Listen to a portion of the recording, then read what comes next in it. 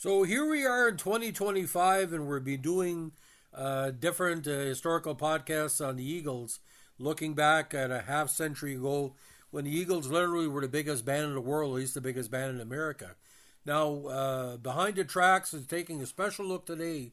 It was a friend of the Eagles that made this song so popular, and the original version, which didn't chart as a single, became that more iconic. It's called Desperado. Now, this soft rock ballad by the Eagles was written by Glenn Frey and Don Henley and appeared on the band's second studio album, Desperado, with its famous cover, as well as numerous compilation albums. Although it was never released as a single, although it did get some FM play, it became one of the Eagles' best-known songs. It ranks number 494 on Rolling Stone's 2004 list of the 500 greatest songs of all time. Now, like most of the early recordings by the Eagles, it was recorded at Island Studio in London, 3 minutes 33 seconds on Asylum, with Glyn Johns as producer. Now, according to Henley, Desperado was based on a song he started in 1968, written in the style of old songs by Stephen Foster.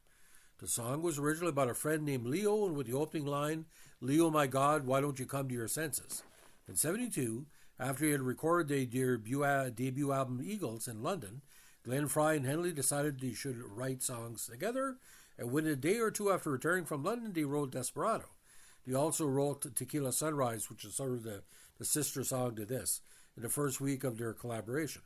The piano introduction to the song is taken from Ray Charles' version of Georgia on My Mind, which plays the same introduction on strings. In their first songwriting session at Henley's home in Laurel Canyon, Henley played Frey the unfinished version of the song and said, "When I play it and sing it, I think of Ray Charles and Stephen Foster. It's really a Southern Gothic thing, but we can easily make it more Western," and that's what it is. Sort of like a ballad to a failed Desperado.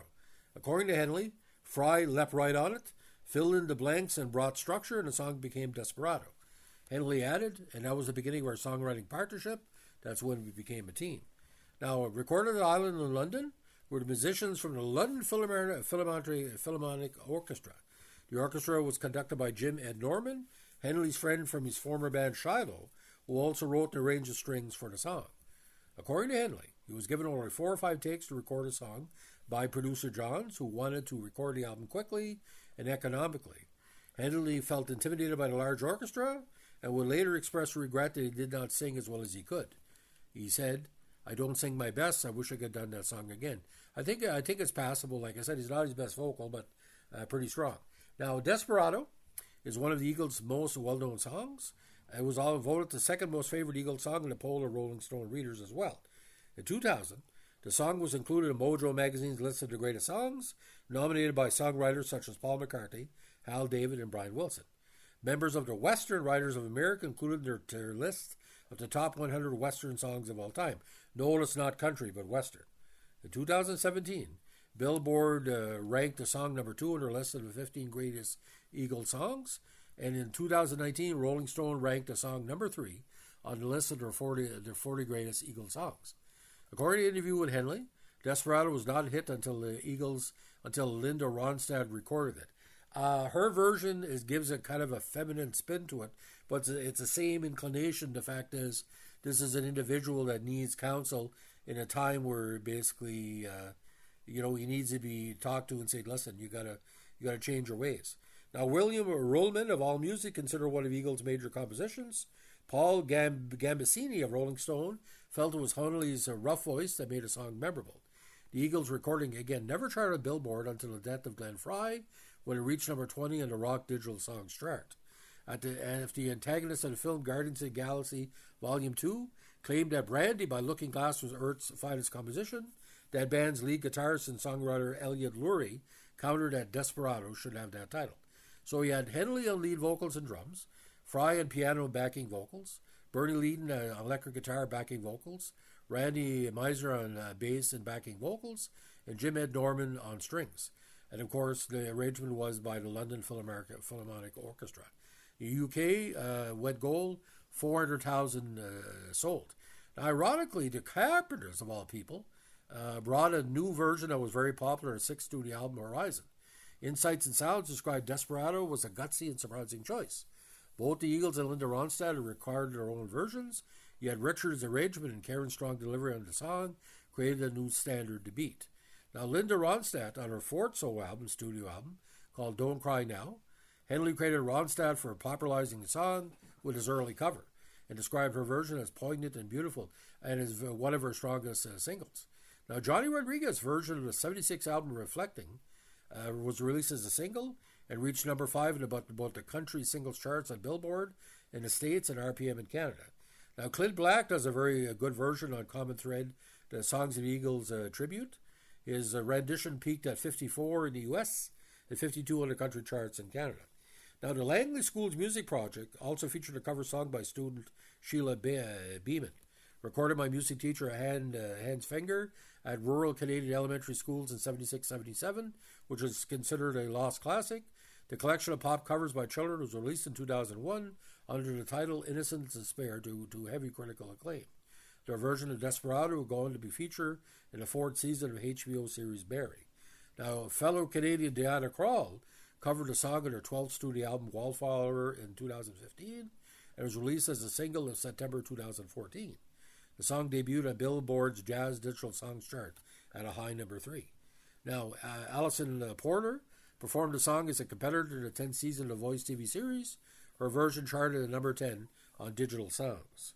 Now, Miranda Lambert, another country star, performed the song at the 2015 Kennedy Center Honors as a tribute to the Eagles. Now, the song also inspired the title of the 1987 Western TV film Desperado, written by Elmore Leonard. In Season 4, Episode 2 of Succession, the song is referenced. The song is also a plot device in the 7 episodes of Seinfeld Season 8. Now, what really stands out for me, ladies and gentlemen, it's one of the few Eagles songs that's a pure waltz. But I liked a lot of the Ronstadt version better, in my own personal opinion, because when a female is singing it, she's sort of like maybe a soiled dove at a bar, singing to like a lover that is either dead or will die. Like it seems this is like a gunfighter song. There's never been really a movie that's encompassed this, like we've had like El Paso and different stuff. I really like to see a miniseries or movie about Desperado. And what is a Desperado? And the name Desperado can be different people to different things. It could be a romantic figure, it could be an evil figure, it could be a figure of pity, a figure of shame. Eagles, for, like I said, Americana, as we call it now, you had some with Nesbitt's band, also, John Fogerty, Blue Ridge Rangers. This type of genre wasn't really in play until the late 60s, early 70s. And within 5 years, when the Eagles came out, they basically perfected it, and there hasn't been any band better since with this type of music. So Desperado, to me, it's a top 10 Eagles song. I would say at least top 5, depending on, if you're romantic on a certain evening. And it's a song that can only be sang to a man. It can't be a man singing it to a woman, because a woman is not a desperado. She longs for a desperado. So, ladies and gentlemen, I'm glad that you're supporting our new podcast column here, Behind the Tracks. Keep it up with the Eagles and Bob Seger and the other podcasts. We've had over 10,000 hits, which doesn't sound much, but like I said, you're giving a word about to this and supporting it. We appreciate it. And don't forget, Eagles' Greatest Hits and that 1970s album is a must in your collection, because on vinyl, CD, whatever, digital, it's one of the best albums ever, comparable to the best the Beatles ever did, from a collector standpoint. Thanks for listening. Don't forget, requests are always highly anticipated and always highly considered. Have a good one. Bye.